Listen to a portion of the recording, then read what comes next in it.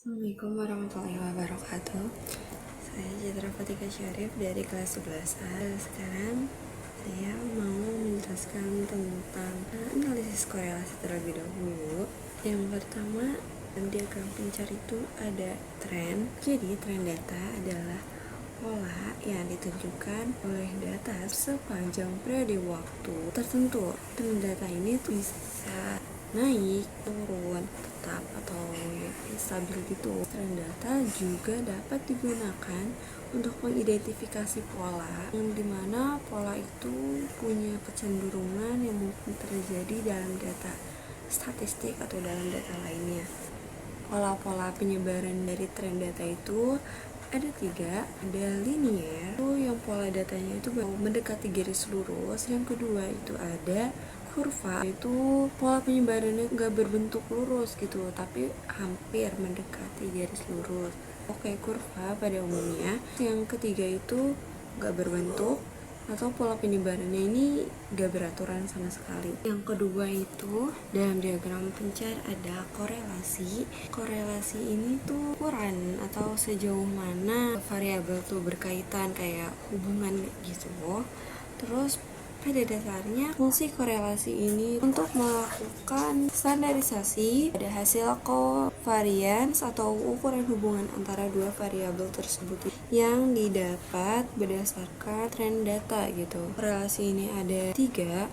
Yang pertama ada korelasi positif, yang kedua itu ada korelasi negatif. Korelasi positif itu korelasi yang naik. Jadi yang naik itu korelasinya atau hubungannya itu positif. Yang kedua itu yang negatif, kalau hubungan dari tren datanya itu menurun. Yang ketiga itu tidak berkorelasi atau yang nggak beraturan. Selanjutnya ada interpretasi. Kalau interpretasi itu penjelasan yang memuat makna sudut pandang teori dari suatu objek. Interpretasi data ini bertujuan menafsirkan data yang sebelumnya sudah dianalisis. Selanjutnya contoh soal analisis korelasi seperti ini. Bagaimana jika ada data seperti ini, usia siswa itu sebagai nilai X, lalu ada ukuran sepatu sebagai variabel Y. Nah, korelasinya seperti ini. Dapat diketahui ya, kalau semua titik-titiknya ini hampir menyerupai garis lurus. Seperti ini. Karena dari data diagram pencar ini, titik-titik yang ada di sini itu menyerupai garis lurus, maka tren datanya ini adalah linear. Bagaimana dengan korelasinya? Karena dia ini variabelnya itu naik, maka korelasinya adalah positif. Jadi tren datanya itu linear, lalu korelasinya itu positif, maka linear positif. Lalu bagaimana dengan interpretasinya? Nah, kita mulai dari variabel X terlebih dahulu.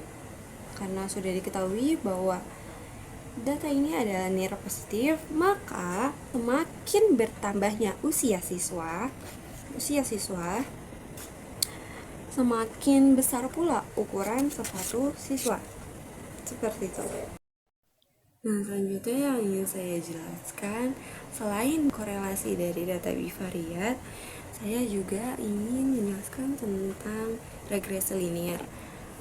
Yang pertama itu ada pengertian ketika ada dua variabel kuantitatif pada suatu diagram pencar sudah menunjukkan adanya korelasi, kita dapat nih menggambar suatu garis yang paling tepat untuk mewakili semua data yang ada, atau istilah itu garis best fit. Nah, analisis regresi ini digunakan untuk melatih hubungan antara dua variabel atau lebih. Yang paling tidak itu satu variabel sebagai variabel dependent atau variabel Y, dan variabel independen atau variabel X. Contohnya itu hubungan biaya iklan dengan penjualan.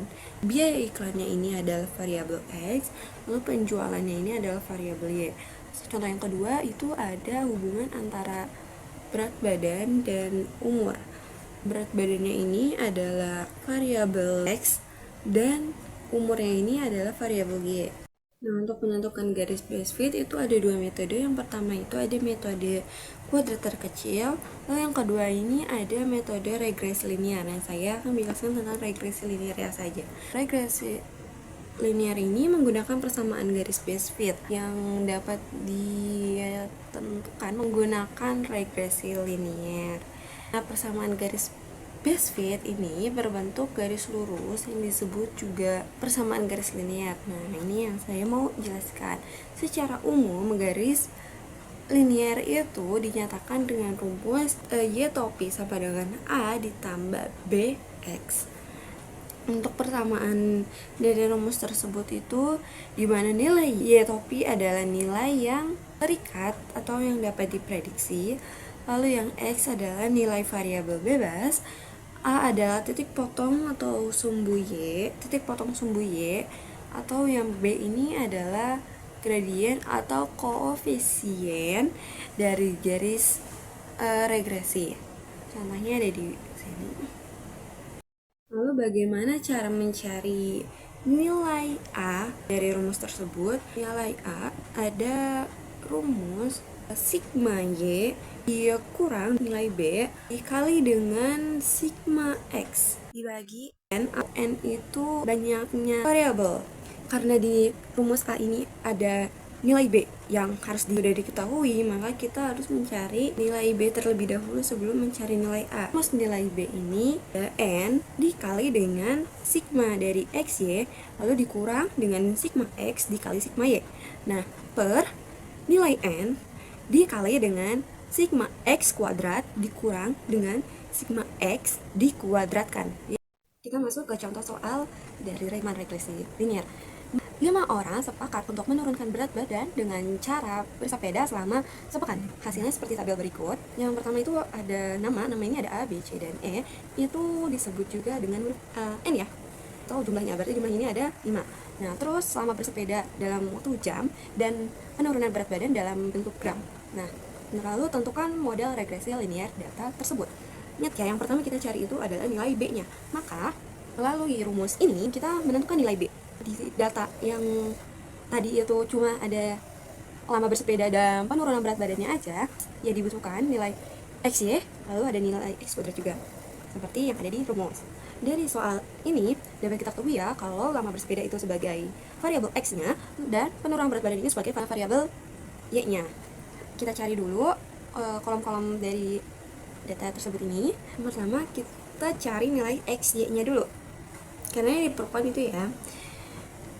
Cara mencari nilai X, Y-nya ini kita tinggal kaliin aja nilai X sama Y-nya. Kayak 3 dikali 270 itu hasilnya 810, lalu 4 dikali 310 itu hasilnya 1240 dan seterusnya. Nah, kita akan memperoleh nilai sigma X-nya ini sebagai berikut, 7570. Oh iya, kita cari nilai X-nya sama nilai X dulu. Ini sebenarnya udah dicari. Hasilnya itu nilai X adalah sigma X-nya itu adalah 21 dan sigma Y-nya itu adalah 1750. Nah, sigma X-nya ini 7570. Nah, kita cari nilai X kuadratnya. Nilai X kuadratnya itu berarti tinggal nilai X-nya dikuadratkan, kayak nilai 3 ini dikuadratkan jadi 3 kali 3 hasilnya itu adalah 9. Terus 4 dikali 4 hasilnya itu 16 dan seterusnya. Dan menghasilkan nilai sigma dari X-nya ini adalah 91. Nah, langkah selanjutnya kita menstitusikan nilai dari tabel berikut dimasukkan ke dalam rumus. Pakai rumus B sama dengan N dikali sigma XY dikurang sigma X sigma Y per nilai N dikali sigma X kuadrat dikurang dengan sigma X dikuadratkan. Maka kita masukkan nilai B-nya itu sama B sama dengan N-nya itu adalah 5, lalu dikali dengan sigma X-nya itu sama dengan 7570, itu lalu dikurang dengan 21 dikali dengan 1750 per 5, nilai N-nya itu adalah 5, dikali dengan 91 per 21 dikuadratkan. Nilai X-nya itu ada 21, berarti nilai sigma X-nya adalah 21, berarti dikuadratkan. Nah, hasilnya B sama dengan nilai 37.850 lalu dikurang dengan 21 dikali 1.750 itu menghasilkan 36.750 per 4.455 dikurang dengan, ini kan 455 itu dari 5 dikali 91 dikurang dengan 21 dikali 21 atau 21 kuadrat, itu hasilnya 441, maka yang hasilkan nilai B-nya itu adalah 1100 per 14. Nah, maka kita menghasilkan yang akhir dari B-nya adalah 78,57. Selanjutnya kita menentukan nilai A. Untuk mencari nilai A, rumusnya itu adalah A sama dengan sigma Y dikurang dengan nilai B yang tadi hasilnya sudah kita ketahui dengan sigma dikali dengan sigma X per N. Atau bisa juga kita menggunakan rumus agar lebih mudah ya. Kita menggunakan rumus A sama dengan Y bar dikurang dengan nilai B dan nilai X bar.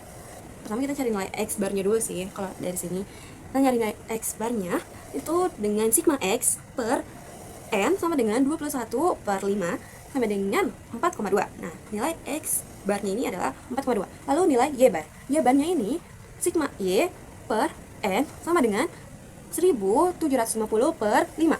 Maka hasil akhir nilai Y barnya ini sama dengan 350. Jadi kita masukkan ke rumus A sama dengan Y bar dikurang B dikali X barnya ini sama dengan A sama dengan 350 dikurang 78,57 dikali dengan 4,2, maka menghasilkan A sama dengan 350 per 329,99. Jadi nilai A nya itu adalah, kita substitusikan, nilai A nya itu adalah 20,01. Ini nilai akhir. Oke, kita udah dapat nilai B dan nilai A akhirnya. Lalu selanjutnya kita masukkan ke rumus Y topi sama dengan A ditambah BX. Berarti Y topi, model regresinya itu menjadi Y topi sama dengan 20,01 ditambah 78,57X. Nah, berarti nilai yang sudah kita substitusikan tadi ini adalah model regresinya, yaitu Y topi sama dengan 20,01 ditambah dengan 78,57X. Nah, sekian dari saya, penjelasan dari saya. Wassalamualaikum warahmatullahi wabarakatuh.